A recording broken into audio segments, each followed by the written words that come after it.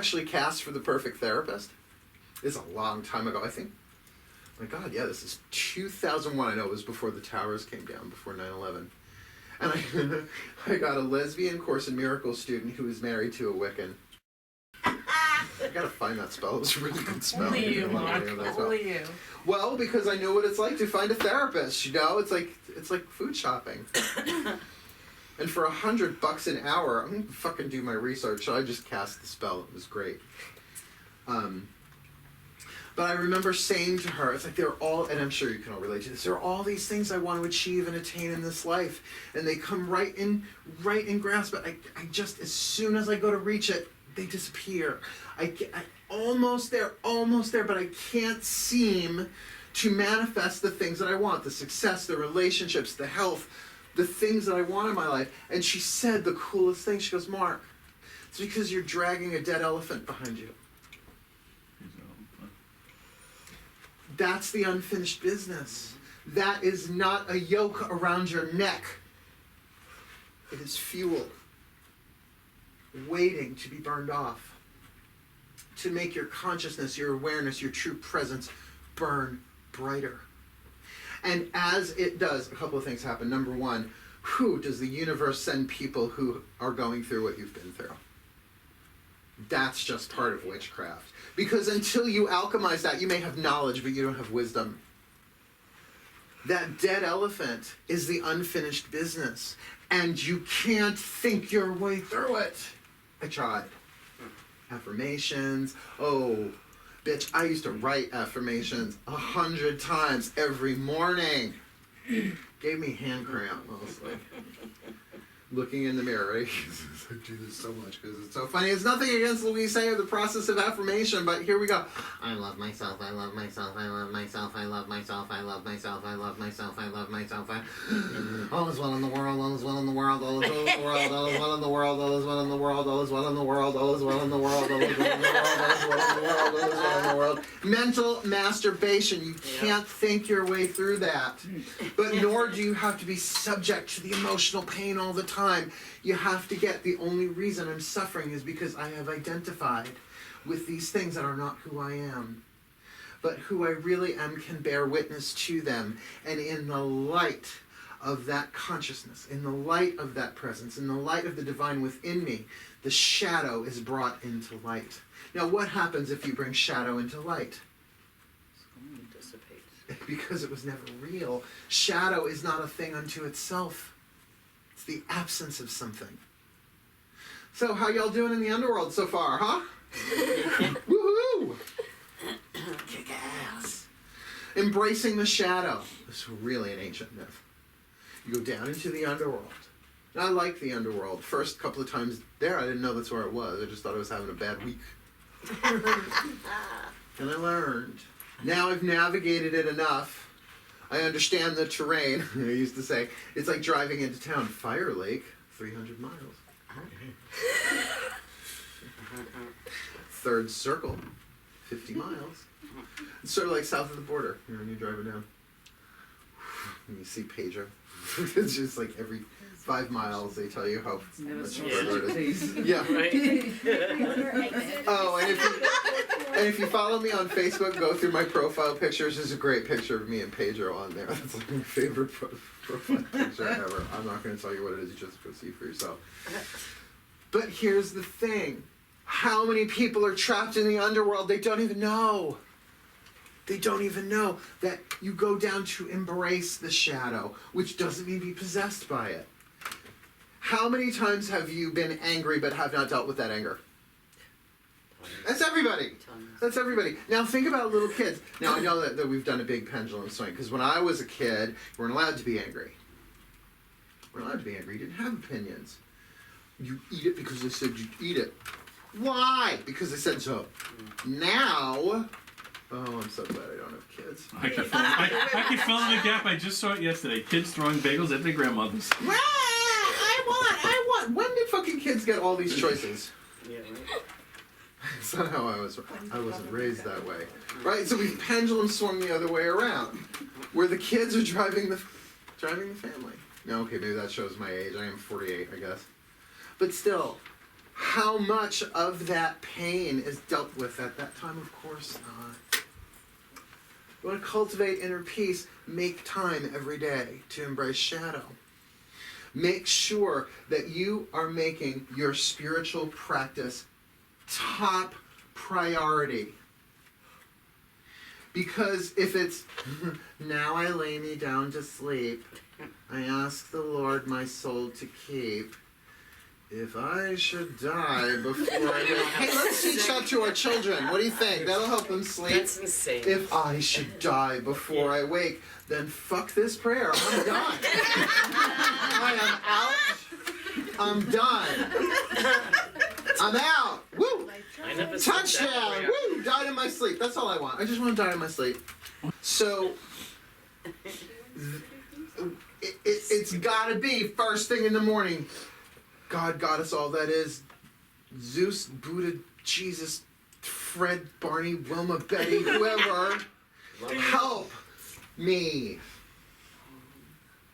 Need not be ritualistic. Can be. Yeah, I know. I don't know what this day has to hold, and I know there's shadow inside of me, but I surrender this day to you. You be in charge. You be the boss. Show me. I'm going to do my best to stay in the present moment. And I know I'm not going to be... You're not going to be able to do it all the time. You're not going to be able to do it all the time. That's not the issue. Seek ye not perfection. Seek only practice. Because when you say, that's it, I'm never leaving the present moment ever again, you have about 30 seconds before you leave the present moment again. Because then that false voice in your head says, good luck. All of that pain takes the opportunity to say, oh, the moment they fuck up, we've got them. Yeah. Apply the mental thumb screws. Double purple nurple, isn't it? Let the whippings begin. This is what's going to change this world. Has protesting worked? Like on any, what used to in the 60s, but has protesting changed, has boycotting really changed anything? Because we are seeking to change the effect by ignoring the cause. You create your reality. Hang on. That what changes this world, and you know what? You may not change the entire world. This whole world, by the way, the world's gonna fucking change anyway. So all it does is change. But you have the opportunity to burn away some of the clouds around your interior sunlight. Oh, that's so airy-fairy new age. I almost threw up in my mouth. But that is the truth. You allow that presence to burn away the miasma. Is that a great word, miasma? The clouds of illusion. You transform your interior world, and then this world will change. And it might change just for you, but here's what I know to be true. When you're listening to somebody, and really listening, like really being in the present moment, no thoughts, not waiting to speak, because that's what a lot of us do now. We just kind of listen, and we're thinking about what we're going to say. But actually stay so in the present moment, offer no resistance. That spirit that you are rises and changes something. First inside of you, and then it ripples out. That's why you have groups of people for hundreds of years in ashrams and monasteries and little groups here and little groups there, praying, channeling grace, meditating, and crime rates drop around them. Now, I've toyed with the idea of having vigils here, prayer vigils, meditation vigils. None of you would fucking come. Oh, that's so nice. That's so lovely. Nope. Netflix. I know, I'd be like, are you kidding? Flash is on. I gotta go watch Flash and Green Arrow. I gotta go do that. Supergirl? Oh, and this is the crossover week. They're all crossing over this week. No, I don't mean croaking. I mean, like, all 4 shows are gonna... Whoops. Whoopsie. Croak over. It's pretty good combination. And yes, we could do that, but you know what? It's not so much strength in numbers at this point. It's about tuning to something deeper, the truth of who you are, and allowing that to rise within you. Every moment of the day that you can be aware of it. Stop identifying with your thoughts, your desires, your emotions, and your body. And it's not like you can just stop doing it. It's not like, don't touch that! Slap it out of your hand. As much as you sort of identify with what you really are. Anytime you're afraid, you've identified with something you are not. Anytime you are angry, we are angry because we have not surrendered to what is in the present moment. That's how you cultivate peace. This is what is. You resist what is, you suffer. You allow what is, you don't suffer. And then if you want to talk universal law, sure. As you allow all things to be. In fact, there's a lesson in the Course in Miracles, that all things be exactly as they are. Now, you say that to some people, their heads will fucking explode. Are you kidding me? Aren't you watching the news? Well, there have always been tyrants on this planet. Genghis, Kubla, a bunch of Caesars. Bosses. Has anybody here ever had a tyrannical boss? Where what about the tyrannical voice in your own mind? The voice of the ego that divides and conquers, that seeks out other people's guilt. The Course in Miracles says, and this is a huge paraphrase, that the ego, the separate self, the self-created self, is like a dog that hunts for guilt in others and returns it to the feet of its master. Yeah. But guess what happens when you find guilt in somebody else? Oh, you feel superior for a little bit. But then you realize where it came from. Yeah. And then your cell tissue takes a hit. Yeah, you might feel temporarily better than, but I gotta tell you, better than or less than, illusion. Can't be all one, better than and less than, you gotta choose. So before we are done today, because I am certainly keeping an eye on the time, we are going to pray. And we are going to meditate. Now, all I can do is offer words and silence. It's really all I can do. But I do know it tends to be easier in a group of people. Just like lifting this table. Yeah, I could do it myself, but if we all lent a hand, we'd go it really easily. Eckhart Tolle, I guess he was talking about Krishnamurti, or one of his other spiritual teachers that he's worked with, when asked, how do you know you're enlightened?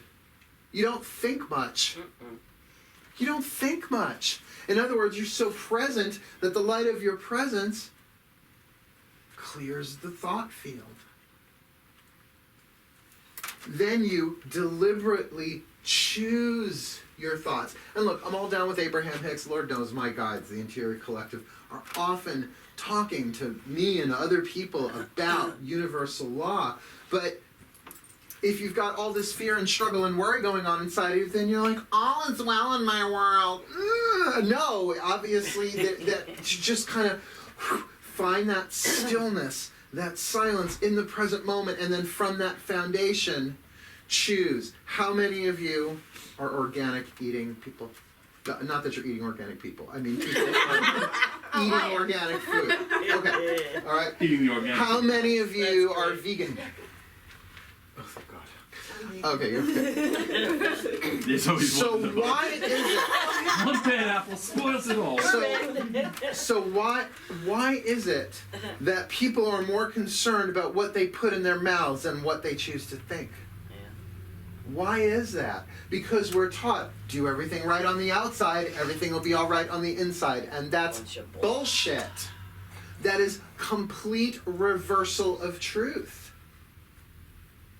The maxim is, find ye first, seek the kingdom of heaven within, and all else shall be visited unto thee. Well, what, is the kingdom of heaven fucking chaotic? In other words, if you got all this chaos going on inside of you, air, fire, water, earth, fucking twisted slee stack, right? No, you clean house. You allow that spirit to banish those demons. And by the way, you don't banish them by making them go away, sending them elsewhere. I send you back from whence you came. It's by embracing them and understanding that that I am feeling, and without words. I know it's hard to do it without words, but if I'm going to give a talk, if I just sat here for 2 hours and just you wouldn't leave a big donation. But to embrace that and get. See, here's the thing. This year I almost lost Drawing the Circle Productions. I mean, everything almost went to ashes. Where I was like fucked, so fucked. So much of it beyond my control. But what I got out of it was this fear of loss that I am feeling isn't just mine. It's all the people who almost lost their homes. And all of the people who are battling cancer, and all of the family members, and all the caretakers, and not just for the present day era, for all of time. That's being an activist. That's service. What the Course in Miracles calls tending your corner of the garden. Now, I'm not saying don't be politically active. If that's what you're guided to do, fine. But if you're doing it from a place of anger and rage and hatred, you're part of the problem. How about forgive? And you know what forgiveness means? Forgiveness means to overlook. It doesn't mean to overlook the behavior. It's to say that the only reason that person did that to me or to the world or anything else is because they were in pain and they were possessed by the pain. If someone is possessed by pain, anybody ever been possessed by pain? I don't answer those questions because you have to say, yes, of course I have, right? And they do or say something heinous. Did they really do it? No. No. It wasn't them. They were possessed. If arrogance, let's talk arrogance. Is arrogance healthy self-esteem? No, of course it's not. Well, Bridget's going to be talking about self-esteem next month. She's doing a Thursday talk here for donation on the basics of self-esteem. What is arrogance based on? Fear. So if someone does something out of arrogance and then you are judging them and making them and condemning them, making them evil because of their arrogance, you are kicking them in their wound, psychically speaking. But rather to say, there but for the grace of God go I. Under that arrogance is pain. Under that arrogance is fear. Under that arrogance is a soul wound, a misidentification of fire, earth, air, water, or all of them. Here's the best part about forgiveness, and I don't mean that kind of forgiveness that we were raised with. Here's the forgiveness that I was raised with. Be the better person. It didn't last long. I was like, I don't want to be a better person. I want a black candle and a rusty nail. I mean, an actual rusty nail, not the drink. I've never actually had a drink of the rusty nail. Speak for yourself. Yeah, I'll go with the drink. Yeah. The benefit of forgiveness goes to the forgiver. It means that you're not that pain. You are an eternal spirit and no different than me. Now, by the way, here I learned this. Don't tell them you forgive them. Unless they ask. If somebody walked up to you and said, I forgive you, would you be like, I forgive him for being an arrogant prick. right, I forgive you for being a wounded Like the person. instructions at the end of the spell. Thanks, Mom.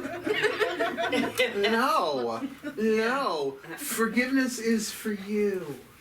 And because, if you don't know this already, anything that you see in another is but your own shit projected anyway. Different in form, but the root pain is the same. So this is what I think, at least for me, a witch is for now. We're here to serve, yes? You know, witch is a job title. Our job is to serve. And yes, if we have a Long Island Cares box out there, sure give food, sure give time. Go ahead, soup kitchen your brains out for Thanksgiving. Whatever it is that you feel called to do in action, sure. But if you're doing it from a place of pity, you're not helping. Pity is a child of love, not a child of fear, not a child of love. But instead to say, when I see that person, place, thing, event, I feel this. I feel angry, I feel scared, I feel terrified, I feel judgmental. Then that is part of your garden that you then clean up. But you don't clean it up by saying, oh, what lifetime did this come from? Like that'll help. You're still going to heal it in the present moment. Or you want to blame your parents for it? Big old parental scapegoat? Well, because my parents wouldn't let me pee all over the walls, I have a creative block. Fuck you. I'm not allowed to pee on walls. Because they wouldn't let me scream when I wanted to scream. Child, grow the fuck up.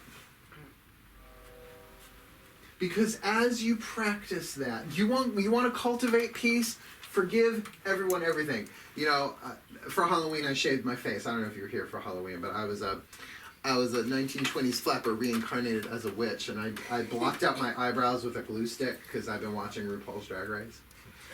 So I fucking glued them down. I did this whole face makeup. I had black lipstick, which I cannot wait till next Halloween to wear again because that shit looks great on me for some reason. You don't have to Do it tomorrow. Oh, I could just, yeah. That's it. Say I love myself. But, of course, I had to shave. And so I took a picture of my freshly shaven face. And friends of mine from the past are like, why don't you fucking age? And I said, if I told you, you wouldn't believe me and you really wouldn't like it. I said, first of all, don't have kids. Damn. Enough said. Don't go any further. That was it. That's all you had to Don't say. have kids. Which is sort of a joke, but sort of not a joke. Sort of a joke, but sort of not a joke. I did not incarnate not a joke. kids in this life. Second one, start meditating at age 12. too late for that. I love that one because they're like, fuck. But, you know, I was meditating at age 12. Third one, forgive everything. Forgive everything. And the only time you're going to be able to forgive something is now. If you're going to wait, when they apologize, then I'll forgive them. Hold your fucking breath. Benefit of forgiveness goes to the forgiver. There is no peace without forgiveness. And really, if you look at it from the quantum angle of things, rather than the Newtonian says, well, you're over there and I'm over here, and object and observer and nothing in between. Bullshit. The quantum is, there's just one of us here, and this world is an illusion. So anything I see outside is a mirror of what's inside. And by the way, the mystics have been saying that. My God, how far back do you want to go back? Nag Hammadi? Dead Sea Scrolls? How far back do you want to go back? How many mystical traditions have said the exact same thing? Well, Jesus said, well, you know, I'll put it in today's language. Why bitch about a speck in your brother's eye when there's a fucking log in yours? Now, he probably didn't do that with the head shake, but that is what he said. It's like, so you're going to nitpick on somebody else when you've got this huge fucking blemish going on in your life? That the people who annoy you are camel dung. That's not what I mean.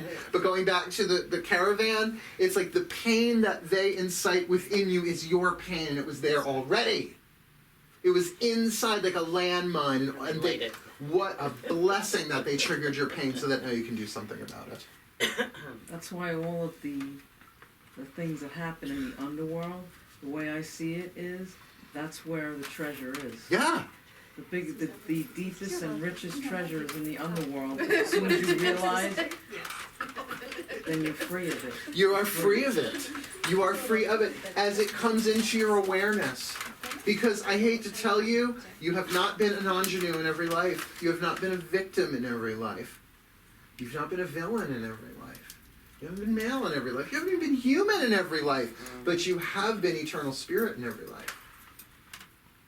So which would you rather identify with? And then isn't it all forgivable? You know, the Hindus call this world Maya. Not like Angelo or Rudolph, but illusion. This world is not real. The Course in Miracles even says there is no world. It's a dream. The divine sees one child having a nightmare. The divine is well aware this world is not real. Oh, and isn't it funny then that we scapegoat God? Or the gods, oh, the gods must be angry at me today. No. No. Fuck yourself, no. No. Do one of them. They're not angry. They're just too busy laughing. To err is human. To R is pirate. To err is human. To fuck up, to make mistakes is human. To forgive, divine. But I gotta tell you, the divine doesn't even need to forgive because it already knows. If the divine is love, love doesn't need to forgive. It just allows and accepts because this is all happening in a dream. you ever seen a kid freak out over a video game? Oh God. What do you do when you watch a kid freak out over a video I game? laugh at them. I'm hysterical. So that's why at the deepest level, when healing happens, there is a gentle laughter. Oh, I thought this was so important. It's not. I thought that person was the cause of my suffering. They're not. Now look, in this world that we appear to be in, there's always going to be pain. Pain is the opposite of pleasure. That's just how it rolls. But suffering, okay, here's the difference. Stub your toe, that's pain. Bitch and moan about it all day long, that's suffering. That you have control over. When you allow what is in the present moment, when you become non-resistant, not only does your vibration change, the world becomes friendlier. And I do mean parking spots, real practical ways. So regardless of who's doing what in this outside world, the divine within you accepts what is. It's called surrender to what is. Not surrender, slit your wrists and die. Surrender, it's like, is that so? Okay. Universal law, the law of allowance. Just allow. Someone's going to be crazy and possessed by their pain and do horrible things. Allow. That doesn't mean you won't be guided. In fact, you can't hear your guidance until you allow. All right, that's what they're doing now. What am I to do? That's it.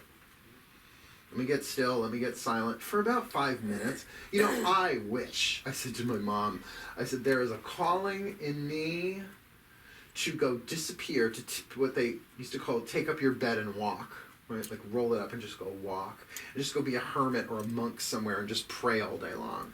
God, the more chaotic the outside world gets, the stronger that pull is. Now, I'm not going to pick up my bed and walk. I'm not going to change my name yet again, just disappear from the world. Because first of all, I really, really doubt the ashrams have Wi-Fi. But what that calling is says, seek that which never changes. Seek that which is always at peace. Seek that which knows without words and restore yourself to true sanity. Now, does that mean I'm going to be there all the time? No. Absolutely not. Of course I'm going to go back and forth, which is walk between the worlds. It's what we do. So of course I'm going to have moments of consciousness and unconsciousness. But in the meantime, I'm going to do the best that I can to practice being who I really am. Silent. Still. Inside. It doesn't mean I'm just going to... Oh, could you imagine people come Monday night for witch class? Oh, we're doing protection and defense magic tomorrow night. That should be fun. There's nothing to defend against, and defense invites attack. Different class. Of course I'm going to take action. I'm going to brush my teeth. I'm going to feed my cats. I'm going to scoop the litter. I'm going to go food shopping.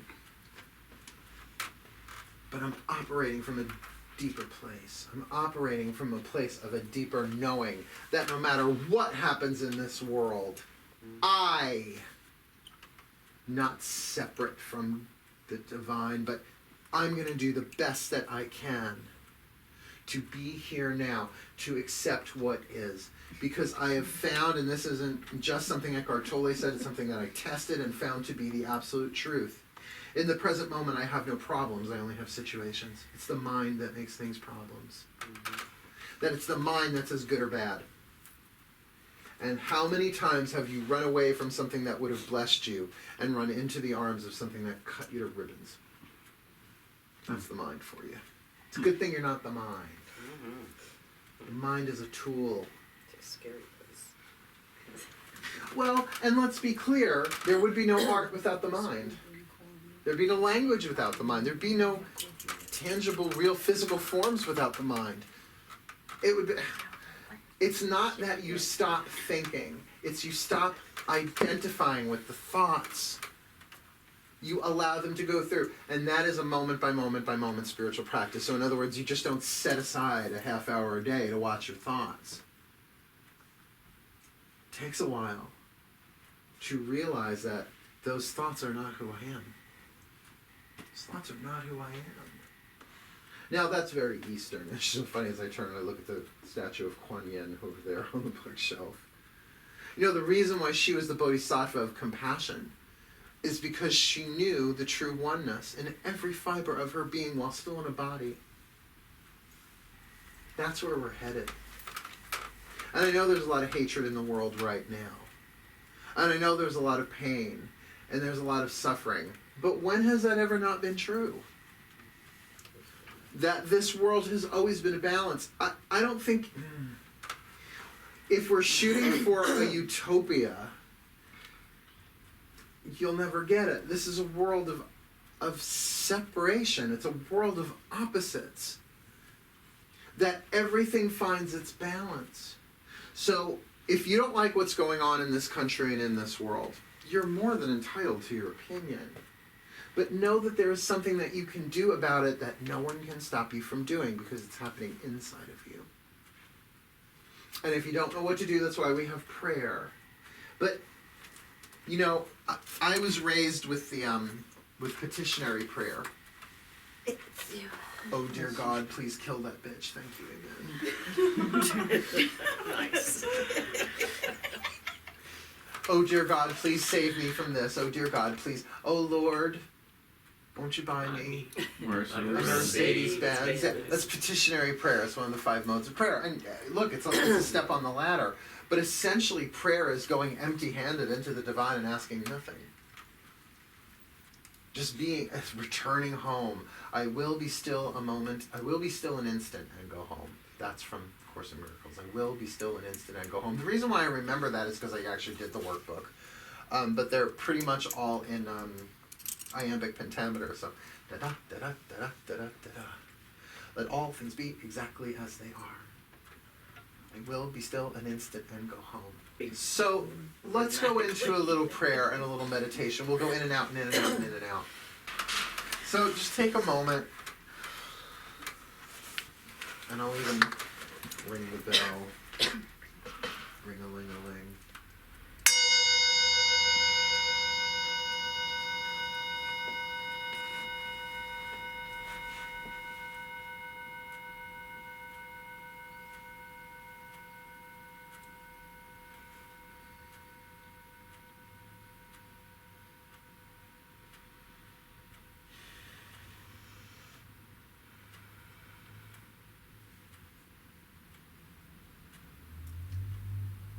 There is no time but now.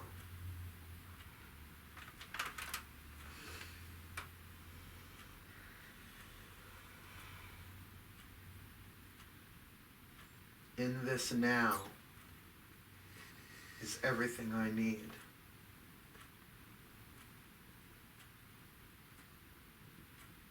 As I turn my attention inward,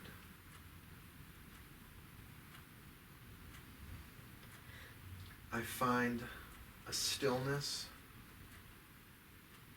and a space within. Beyond the thoughts, beyond desire, beyond emotion, and appearing to be contained within the body. It is to this stillness, this space within, I turn my focus.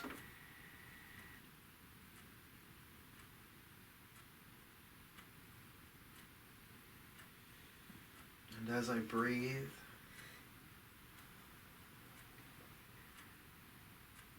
each breath takes me deeper into this now.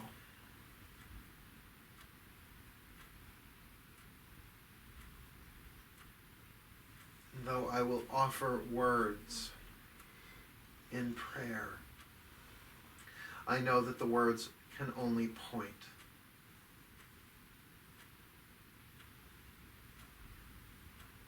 And so from this place, we pray.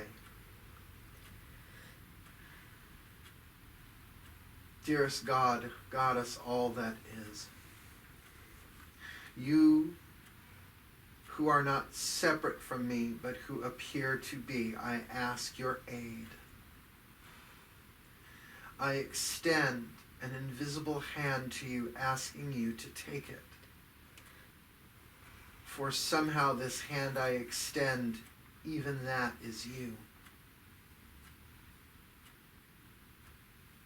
I have forgotten who I am. Please remind me.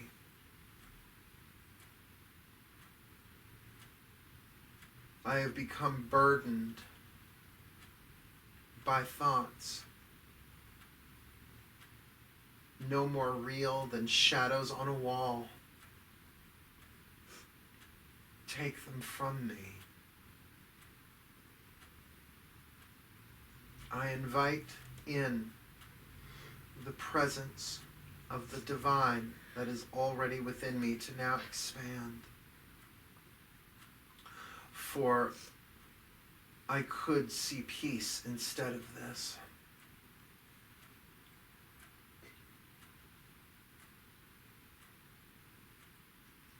It would appear that there is unfinished business within the castle of my soul, reptiles that have slithered over the wall and through the cracks. Suffering and pain related to this life, other lives, as well as things that have gone on in the realm of time that still seek to constrict me. And I would be free. I now imagine in my mind an altar, blank, clean, empty. And I lay upon this altar my thoughts. Not just my thoughts, all thoughts. For where does it ever end? All of my thoughts of yes and all of my thoughts of no, all of my thoughts of love and all of my thoughts of fear and everything in between. And I lay upon this altar my desires, all that I want and all that I don't want, for all of it is a continuum. All of my unfulfilled desires. All of the unrequited desires. All that remains unfinished. I lay it on the altar. I lay upon this altar my emotional pain and suffering, known and unknown, seen and unseen.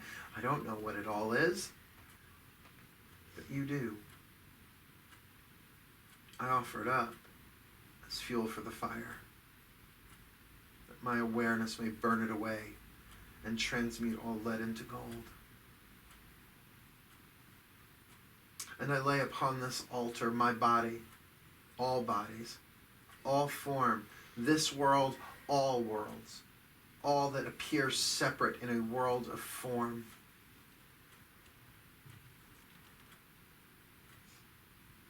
And I lay upon this altar all that I think that would make me happy. Not in sacrifice, but how do I know it'll make me happy? I don't. I lay upon this altar all situations that I wish would change, knowing that they eventually will anyway. But if I believe my happiness is attached to these things changing, then I am in prison.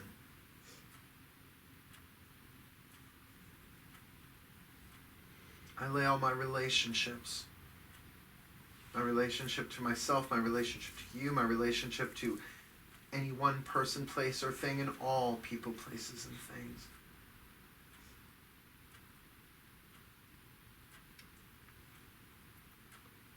I lay my lead on this altar. I lay my gold on this altar. I lay my identities on this altar. And I ask that you in this moment strip from me anything that would impede my peace.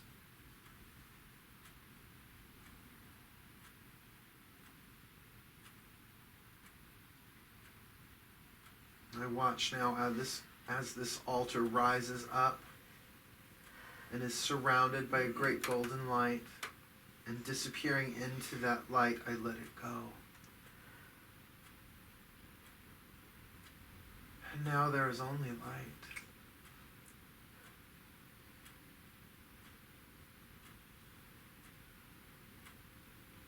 As thoughts arise, I exhale them into the light.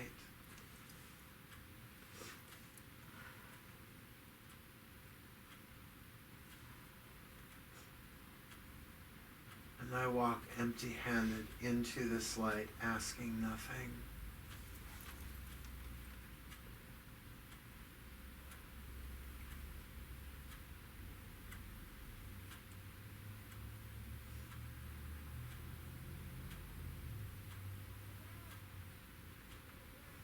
I find within myself a stillness.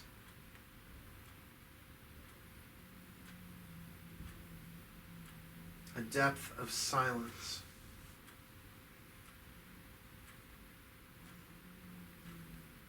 An opening space.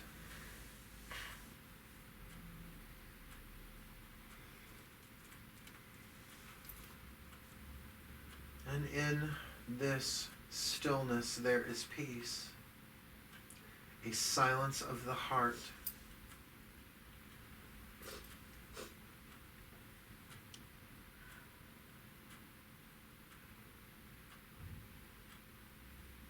And in this peace, there is love.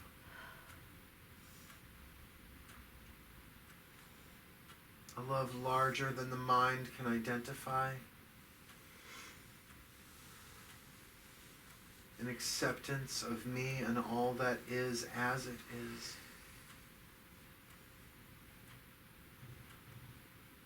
Let me bask here a while in this holy instant, beyond words, as we now go into the silence for a minute or so.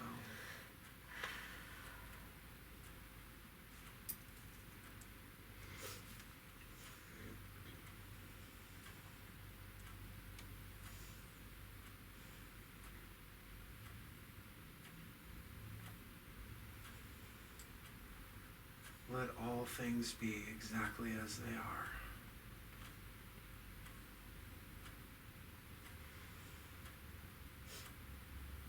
I let go and let God. I let go and let Goddess. I let go and ask that all that I have created be released.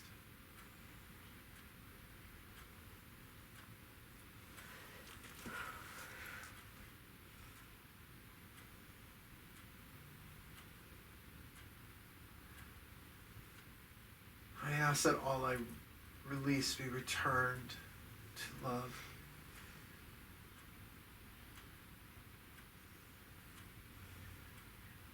I trust that everything is becoming fully balanced, the proper time and proper place.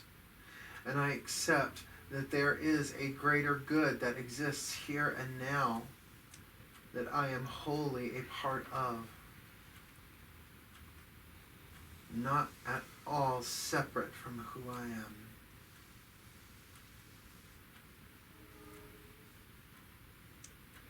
That though I have been handed lemons,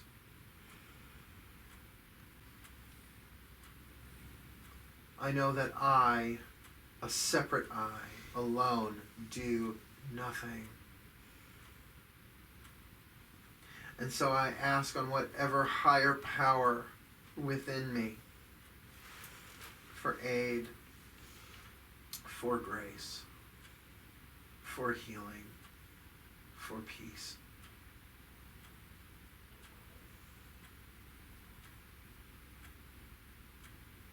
And I imagine in my mind's eye this planet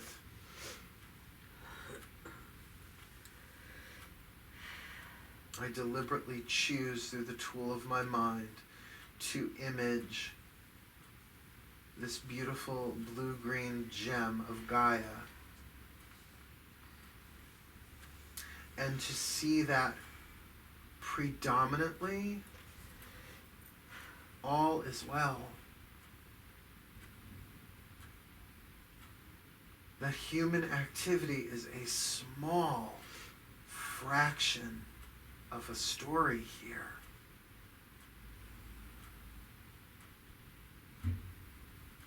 That trees still grow.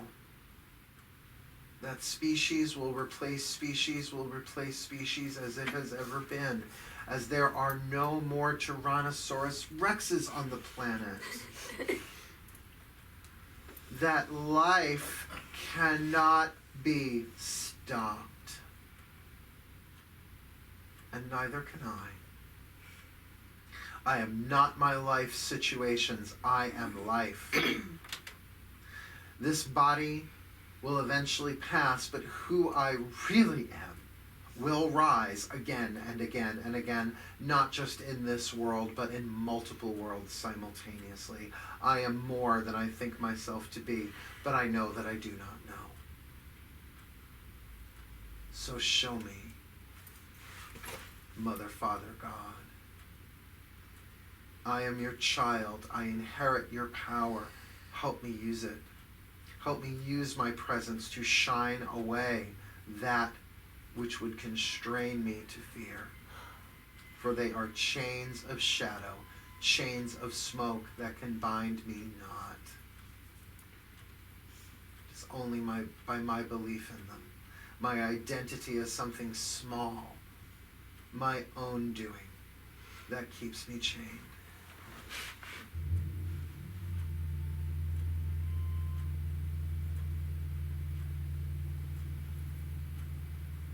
May the highest good in me rise.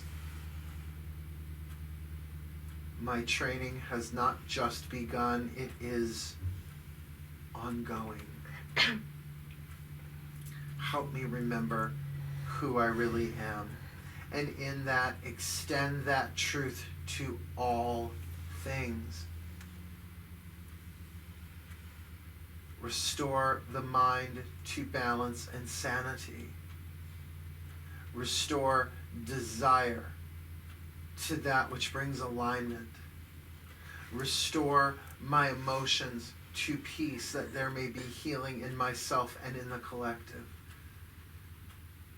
And use my body, my actions, for something higher, better, healthier. Show me what you would have me do, where you would have me go, what you would have me say, and to whom. For I am here only to be truly helpful. I surrender all else. I am here only to be truly helpful. I am here to represent you who sent me. I don't have to worry about what to say or what to do, because you who sent me are directing me, and I am content to go wherever you wish, knowing that you go along with me. And to know that I will be healed as all of us are taught how to heal. I leave it on the altar. I leave it on the dance floor. I drop the mic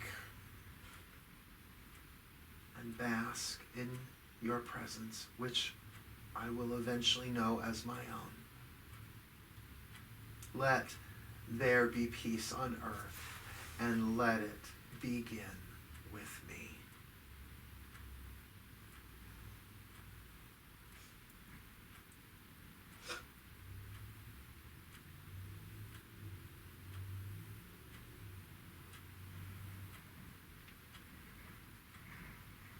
Thank you. So mote it be. Amen.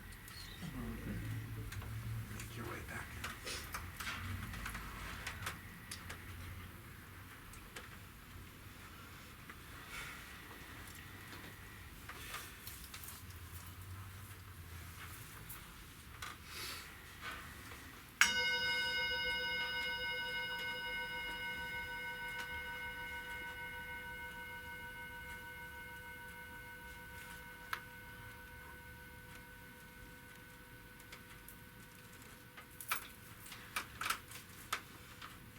This room is not the race, it is the pit stop. And although I'm sure you would all love to eat and sleep and live in this room, you know that is impractical. Instead, you must take what you find in this room out into this world and serve as the witches you are. To listen without thought. To allow silently. To transform what is yours to transform inside of yourself without all the pulling of hair and gnashing of teeth and trauma and drama. Oh, enough already. Love is the answer, and it's inside of you. And there has never been death without rebirth. There has never been winter without spring. There has never been crucifixion without resurrection. And there has never been a phoenix that went to ashes that did not rise again. But let not the mind be the master.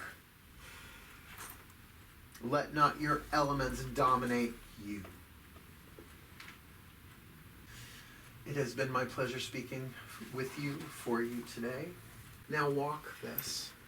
This does not have to be taken, it can't be taken away from you. It can only be obscured, and it will be. Don't freak out. Don't freak out if you see something or hear something or, get empathed or something. It's okay. It's just a cloud in front of the sun. That's all it is. But as you walk this into the world today and every day, because remember, you can't live in this room, but you can practice. You can get back into this space.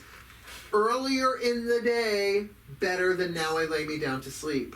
Yeah, that's not it. Although I will say, if you do it before you go to sleep, your chances of waking up in this place are better. So I'm not saying don't do it at night. You can really do both. I do. But this is being an open door to heaven on earth. That's what this is. This state. And you can't say it's an altered state of being. The only reason we think it's an altered state is because we don't experience it often. But this feeling is who we are. And it's not an emotion. And it's not a thought. And it's not a desire. And it's not the body. This is spirit.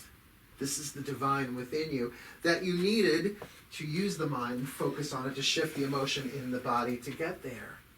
That's the work. That's the practice. But I promise you, underneath all of your pain, your suffering, your neuroses, your psychoses, your wounds, the pain body, there is the innocent, beautiful, magnificent child of God. That's who we are. And nothing this world does can do anything to change that. Just don't fucking believe it anymore. Good? Truly my pleasure speaking with you all today. Thank you, Lord.